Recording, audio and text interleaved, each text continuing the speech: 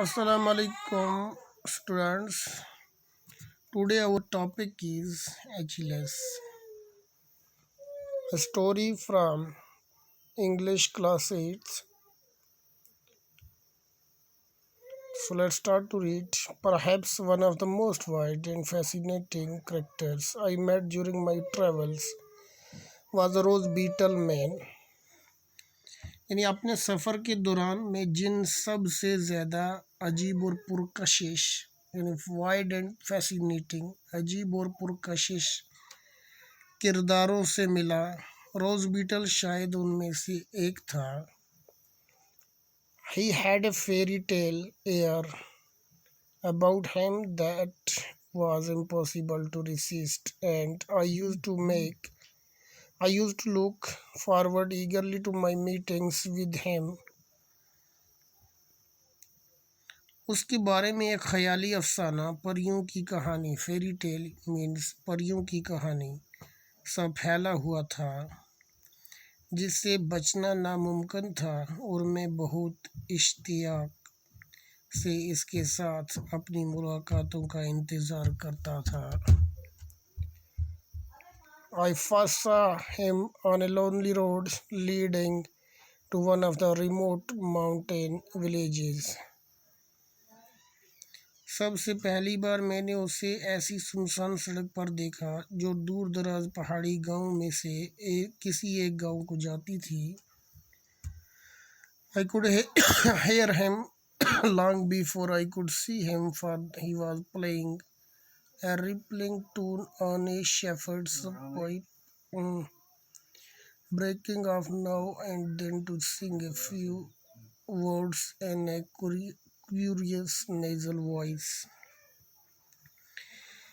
इससे बहुत पहले कि मैं उसे देख सकता, I could hear him long before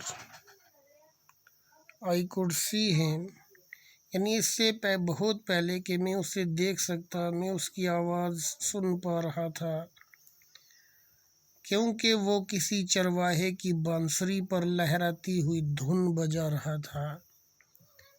For he was playing a rippling tune on a shepherd's pipe. Breaking off, कभी कभी, breaking off now and then to sing a few words in a curious nasal voice.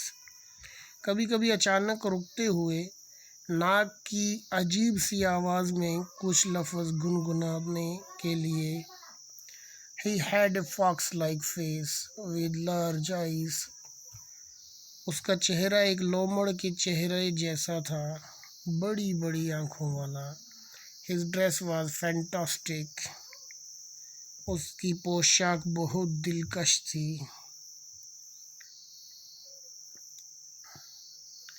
On his head was a hat with a wide floppy brim. उसकी पोशाक बहुत दिलकश थी। उसके sir पर चौड़े झालरदार किनारे वाली एक टोपी थी। His shirt was worn. उसकी कमीज फटी हुई थी। Round his neck dangled a cravat of startling blue satin.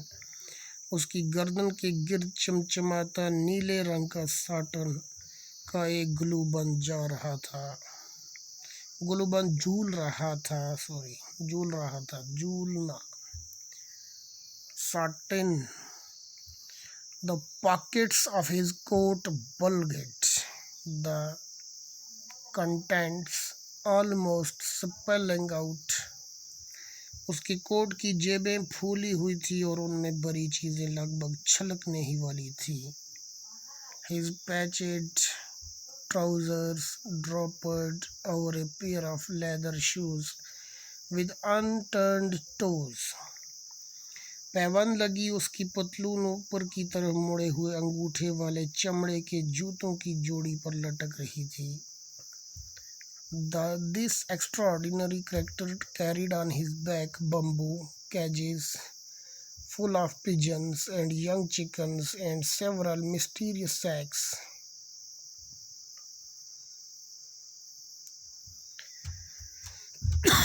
इस अजीब किरदार ने अपनी पीठ पर कबूतरों और नन्हे मुन्ने चूजों से भरे बांस के पिंजरे और राजदाराना तरीके से कई तरह की बोरियां उठाई हुई थी। With one hand he held his pipe to his mouth. एक हाथ में उसने बांसुरी पकड़कर अपने मुंह पर लगाई हुई थी। In the other hand were held a number of lengths of cotton, to each of which was tied an almond-sized rose beetle, glittering golden green in the sun, all of them flying around his head, trying to escape from the thread tied firmly around their waist.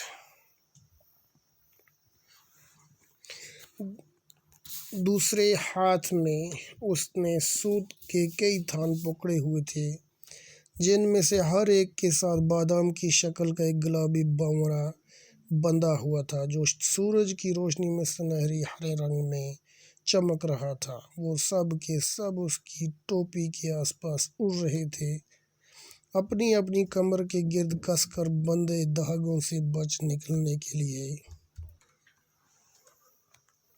Occasionally tired of circling round and round without success, one of the beetles would settle for a moment on his hat before launching itself off once more on its endless merry-go-round. कोई कामयाबी पाए बिना गोल मोल चक्कर लगाते रहने से थके होने की वजह से कभी कभी उन भंवरों में से कोई एक भंवरा एक लम्हे के लिए उनकी टोपी पर बैठ जाता है, एक बार फिर से अपना ना ख़त्म होने वाला चक्कर शुरू करने से पहले। So students, our topic is stop here. We will more discuss about this topic in next class, inshallah.